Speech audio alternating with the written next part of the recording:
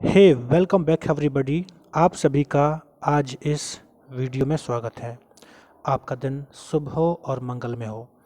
आज मैं आपसे बात करना चाहता हूं कि केंद्रीय विद्यालय में जो केवीएस होते हैं, केंद्रीय विद्यालय में प्रत्येक वर्ष कॉन्ट्रैक्ट बेस पर कुछ वैकेंसी होती हैं और संविदा जो शिक्षक की ये भर्तियां होती हैं ये होती हैं आपके कुछ टीजीटी, पीजीटी और पीआरटी जैसे पोस्ट के लिए होती हैं। और इसके साथ साथ में कुछ जैसे कि म्यूजिक टीचर के लिए, योगा टीचर के लिए, काउंसलर के लिए और स्पोर्ट्स के लिए और भी वैकेंसी होती हैं। तो जैसे ही जब हम वैकेंसी का नाम सुनते हैं, ख़ास तौर पे उस टाइम पे जब हमारे पास जॉब नहीं होता है, तो हमारे मन में खुशी की लहर दौड़ जाती है कि कोई वैकेंसी आ गई है। और आपके साथ भी यही होता है। आप यूट्यूब पर देखते हैं और विभिन्न वेबसाइट पर देखते हैं, ना जाने कितनी जगह लिखा होता है बम्पर भर्तियाँ, और आप खुश हो जाते हैं कि आपके लिए वैकेंसी आई है। लेकिन आज इस वीडियो में मैं आपके साथ कुछ अपना एक्सपीरियंस शेयर करना चाहता हूं और साथ में ही आप भी वास्तविकता को जानें और समझें। तो मेरे साथ इस वीडियो के अंत तक अवश्य बने रहें। सबसे पहला पॉइंट ये समझिए कि केंद्रीय विद्यालय में जो कॉन्ट्रैक्ट बेस पर जो वैकेंसी आती हैं, ये चूँकि कॉन्ट्रैक्ट बेस पर हैं तो ये आपके लिए परमानेंट नहीं होती हैं। आप इस बात को भली भांति जानते हैं। लेकिन क्या किया जाए, जब हमारा समय ख़राब होता है, जब हमारे पास जॉब नहीं होती है, तो हम कुछ भी करना चाहते हैं और हम जैसी वैकेंसियों को देखते हैं तो अपने क्षेत्र में जहाँ पर भी वैकेंसी होती है वहाँ पर हम दौड़ना शुरू कर देते हैं। तो आपकी जानकारी के लिए थोड़ा सा मैं बता दूं कि कौन कौन सी जगह हैं जहाँ पर आप यूपी में ख़ास तौर पे अप्लाई कर सकते हैं। ठीक है, अप्लाई कर सकते हैं, अप्लाई करिएगा भी, लेकिन अप्लाई करने के बाद, इंटरव्यू देने के बाद भी, अगर ज्वाइन भी आप कर लेते हैं तो उसके बाद भी किन चीज़ों के बारे में आपको ध्यान रखना है, ये आपको भली भांति समझ लेना चाहिए। तो जैसे कि यहाँ पर सबसे पहले थोड़ा सा देख लीजिए कि अगर मैं आपसे अपना जो यूपी है, उत्तर प्रदेश है, अगर उत्तर प्रदेश की बात करूँ तो यहाँ पर 118 केवी हैं। यहाँ पर लखनऊ रीजियन, आगरा रीजियन और वाराणसी रीजियन में अलग अलग केंद्रीय विद्यालय हैं। जैसे कि ये आपका है नेम ऑफ केंद्रीय विद्यालय लखनऊ रीजियन। तो लखनऊ रीजियन में Balrampur, Barabanki, Bareilly AFS, Bareilly ASC, Bareilly JRC, इस तरह से ये पूरी लिस्ट है। आप भी सिंपली गूगल पर जाकर केंद्रीय विद्यालय इन उत्तर प्रदेश का ये पूरा डॉक्यूमेंट ही डाउनलोड कर सकते हैं और खुद से भी जान सकते हैं कि कहाँ कहाँ पर केंद्रीय विद्यालय हैं और आपके नियरेस्ट कौन कौन से केंद्रीय विद्यालय होते हैं जहाँ पर आप अप्लाई कर सकते हैं। तो ये तो एक सामान्य सी बात है कि जब हमारे पास कुछ नहीं होता तो हम अप्लाई करते हैं और कर भी देना चाहिए। लेकिन अब आप कुछ चीज़ों को समझने का प्रयास कीजिए जो कि वास्तव में इस वीडियो के माध्यम से मैं आपको बताना चाहता हूँ। सो फर्स्ट पॉइंट, आप भी जानते हैं कि ये जो वैकेंसी होती हैं, ये वैकेंसी आपके लिए कॉन्ट्रैक्ट बेस पर होती हैं, परमानेंट नहीं होती हैं। ठीक है, मतलब मेरा ये है कि आप यहाँ पे 1 साल के लिए, 1 साल भी नहीं, कुछ महीनों के लिए आते हैं। ठीक है, कुछ महीनों के लिए आते हैं।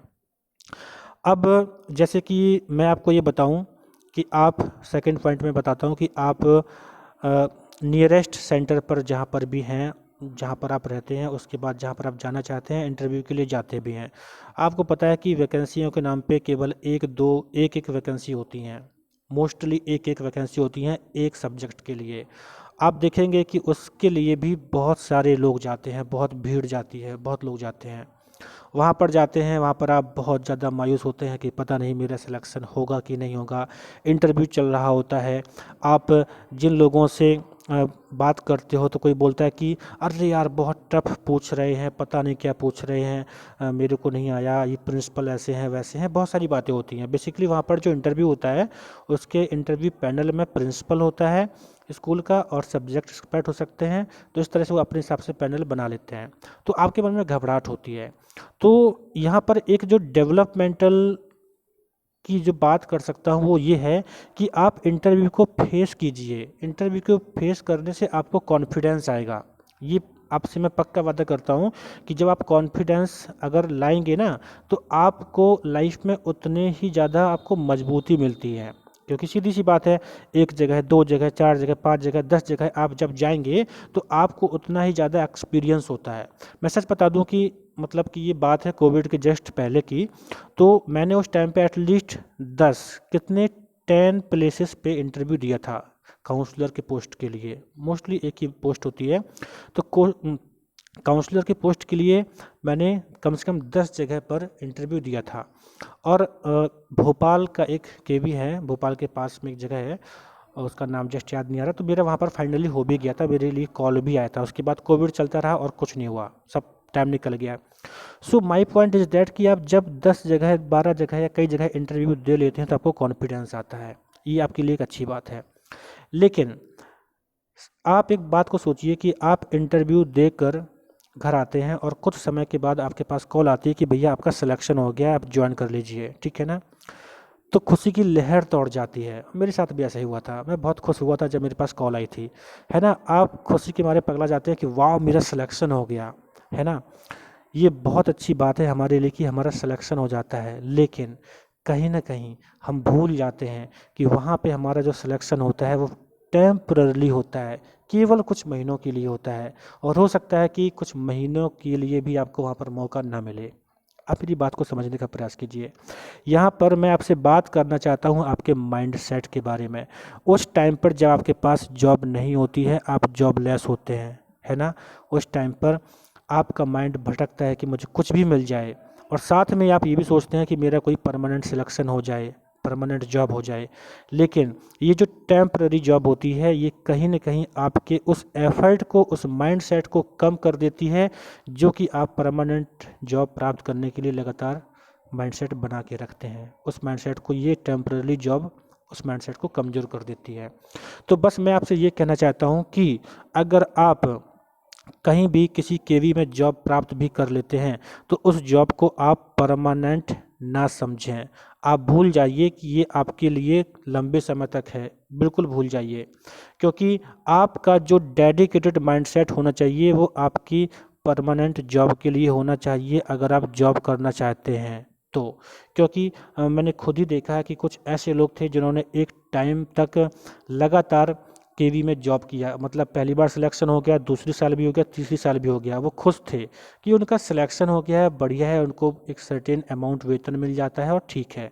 लेकिन आप सोचिए कि एक समय के बाद ये हुआ कि उनका जो रियल स्टडी में माइंडसेट था परमानेंट जॉब प्राप्त करने के लिए वो नहीं रह पाया, और उसके बाद उनकी एज भी निकल गई और उसके बाद अब वो किसी काम के नहीं रहे।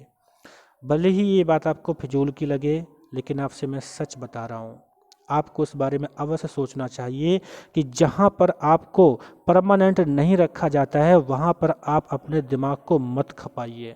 क्योंकि अगर आप ऐसा करते हैं तो आप अपनी लाइफ में उस उस चीज़ को छोड़ देते हैं जो आपको जीवन भर आपको मजबूती प्रदान करती है। तो आप इसके बारे में अवश्य ख्याल रखिएगा। अब बात आती है कि हम जॉब करना चाहते हैं पैसों के लिए, क्योंकि जब मजबूरियां होती हैं तो सीधी सी बात है हम कुछ भी करना चाहते हैं, है ना, ये तो होता है। तो मैं कहता हूँ कि आप उस परमानेंट उस टेम्पररी जॉब में, उस कॉन्ट्रैक्ट बेस की जॉब में महीने में आप 25-30 हज़ार जो भी मिलते हैं उसके बजाय आप केवल हम तो कहते हैं कि आप अपना खर्च चलाइए, होम ट्यूशन पढ़ाइए। 6 से 10 हज़ार रुपये तक आराम से आप होम ट्यूशन पढ़ा के कमा सकते हैं। आप इस होम ट्यूशन को पढ़ाइए, 6 से 10 हज़ार रुपये ही कमाइए, कम खर्च कीजिए, कम घूमिए, कैसे भी काम करिए। लेकिन आपका जो माइंड सेट है वो आपका माइंड सेट आपके परमानेंट जॉब के लिए होना चाहिए। क्योंकि हम जानते हैं हमारे सरकार के जो रूल्स होते हैं उसके अंतर्गत हमारे पास एक निश्चित टाइम होता है, और एक निश्चित टाइम को गंवाने के बाद हम कहीं न कहीं भटक जाते हैं, हम कहीं के नहीं रहते हैं। तो इस बारे में विशेष ध्यान रखना चाहिए।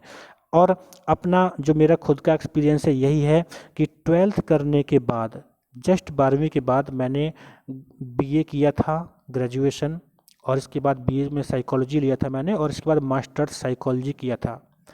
और इसके बाद फिर मैंने बीएचयू से काउंसलिंग एंड साइकोथेरेपी किया था तीसरे स्टेज में। तो आपको मैं बता दूं कि बीए और एमए के दौरान मैंने कोई भी ऐसी जॉब नहीं की जहाँ पर मेरा ज़्यादा से ज़्यादा टाइम वेस्ट हो। मैंने केवल 4-5 घंटे होम ट्यूशन पढ़ा के 6 से 8 हज़ार रुपये तक कमाए और अपना खर्च चलाया। उसके बाद आज मेरा एक परमानेंट सेटलमेंट है। क्यों? क्योंकि मैंने टाइम को यूज किया उस तरह से कि मुझे परमानेंट सेटलमेंट लेना है।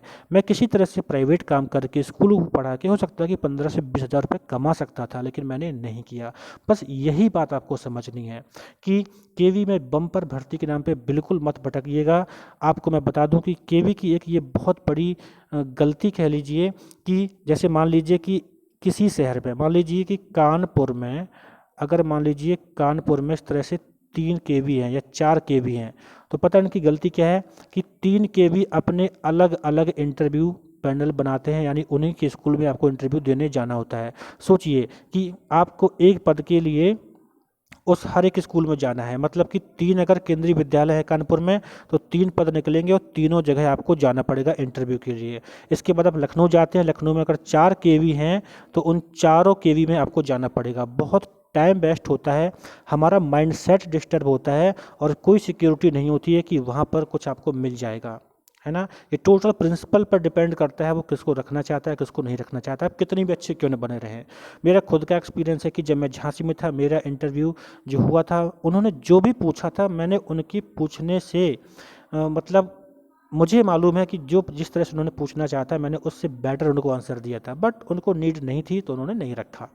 उन्हें केवल अपना काम पूरा करना होता है, उन्हें दिखाना होता है कि हमने इंटरव्यू ऑर्गेनाइज किए थे और ये प्रोसेस पूरी की थी, और उसके बाद उन्हें फ़र्क नहीं पड़ता है कि मतलब कोई कितना हमारे यहाँ भटकता है, इससे फ़र्क नहीं पड़ता है। So all my dear friends, try to understand that कि अगर आप गवर्नमेंट जॉब में जाना चाहते हैं तो आपका जो माइंड सेट है, ये माइंड सेट आपका क्लियर होना चाहिए कि मुझे हाँ गवर्नमेंट जॉब ही लेनी है। और अगर आपके पास इकोनॉमिक प्रॉब्लम है तो आप होम ट्यूशन पढ़ाइए, होम ट्यूशन पढ़ाइए 6 to 8 क्लास या 6 to 10th class English medium को पढ़ाइए और देखिए आपकी कितना बेहतर कंटेंट होता है, जो कि कहीं ना कहीं आपके प्रिपरेशन में आपकी हेल्प करता है और साथ में आप इकोनॉमिक प्रॉब्लम को भी दूर कर सकते हैं। और आप जब सर्टेन माइंडसेट बना के रखेंगे तो आप निश्चित ही सही समय पर जॉब प्राप्त कर लेंगे। सीधी सी बात है, आप 10 जगह इंटरव्यू देने गए और कहीं पर नहीं हुआ, फिर एक नेगेटिविटी भी आती है कि यार मतलब क्या मैं इतना गिरा हुआ हूँ, क्या मैं इतना कमज़ोर हूँ कि मेरा सिलेक्शन ना हो, है ना। तो इन चीज़ों से फ़र्क पड़ता है। और अगर आप फिर भी इंटरव्यू देना चाहते हैं, बिल्कुल जाइए, बिंदास तरीके से जाइए और कभी मत सोचिए कि मेरा सिलेक्शन हो ही जाएगा। क्योंकि जब आप ये सोचते हैं ना कि मेरा सिलेक्शन नहीं हुआ तो मैं क्या करूँगा, तब बॉडी आपकी अनकॉन्शियसली रूप से कुछ इस तरह से बिहेव करती है कि आप सच में इंटरव्यू में सिलेक्ट नहीं हो पाते हैं, आप फ्री नहीं होते उस टाइम पे। तो इन चीज़ों को समझिएगा, अपने टाइम को यूज करिएगा, क्योंकि आपका टाइम आपके लिए बहुत इंपॉर्टेंट है। ये केंद्रीय विद्यालय की 4 महीने, 2 महीने और 6-8 महीने की नौकरी आपके लिए लाइफ में आपको सेटलमेंट नहीं देने वाली है, ठीक है। मेरा खुद का एक्सपीरियंस है, मेरे क्लोज मित्र हैं, उनसे मैंने एक्सपीरियंस सीखा था कि उन्होंने ये मिस्टेक की थी कि केवी में 2-3 बार लगातार सेलेक्ट होने के बाद वो कहीं ना कहीं भूल गए थे कि ये मेरे लिए परमानेंट है। वो भूल गए थे, उनको लगा था कि ये परमानेंट है, और कहीं ना कहीं मतलब बात ये नहीं कि परमानेंट है, मतलब वो ऐसा जानते नहीं, जानते हैं, लेकिन मनी जो होता है ना, मनी वर्क लाइक एडिक्शन। रुपए जब हमारे पास आने लगता है तो हम कहीं ना कहीं से रियल एफर्ट करना बंद कर देते हैं। अगर आपने कभी प्राइवेट जॉब किया हो, आपने 12-15 हज़ार की जॉब की हो, तो आपका जो माइंडसेट होता है स्टडी को लेकर कहीं ना कहीं डिस्टर्ब हो जाता है, ये कॉमन सी बात है। तो इसलिए अपने माइंडसेट को ना भटकने दें। केवी विद्यालय में बम्पर भर्तियों के नाम पे, जो कॉन्ट्रैक्ट भर्तियां हैं उनके नाम पर मत बहकें, जस्ट फोकस रहें अपनी स्टडी पर और अपने आप को बेटर बनाएं, क्योंकि यही तरीका है जो कि आपको लाइफ में एक बेटर परमानेंट सॉल्यूशन दे सकता है। Thank you. और इतना ही कहना चाहूँगा, जो भी आपसे शेयर किया हूँ उसको रियलिटी में समझने का प्रयास कीजिए, क्योंकि वरना एक समय के बाद लाइफ में हमारे पास कुछ नहीं बचता है। ओके, आप ध्यान रखिए। और मैं बता दूं कि अगर आप कुछ भी ऐसा पूछना चाहते हैं जिसमें आपको ये प्रॉब्लम होती है कि माइंडसेट नहीं हो पा रहा है, आप मेरे से कांटेक्ट कीजिए। मैं साइकोलॉजी फील्ड से हूँ, पिछले 5-6 सालों से साइकोलॉजी को कंसिस्टेंट स्टडी किया है और अब मैं एज ए साइकोलॉजिस्ट काम भी करता हूँ, तो मैं आपकी हेल्प भी कर सकता हूँ। So thank you for watching this. मेरे साथ जुड़े रहें कुछ ऐसे ही नई चीज़ों को समझने के लिए।